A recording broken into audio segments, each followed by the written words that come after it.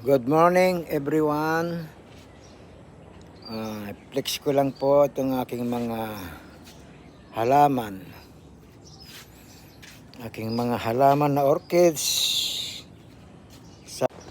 Magandang umaga po sa inyo. Ako po ay nandito sa terrace. Umaga ng Sabado. Ito po lang aking mga halaman. Halo-halo na po ito. Mayroong pinya. Mayroong tawag nito. Pichay. Ako po ay naglilibang-libang lang po. Ito po ang aking mga halaman. Yung mga pichay. Ito yung mga kuano. Sana po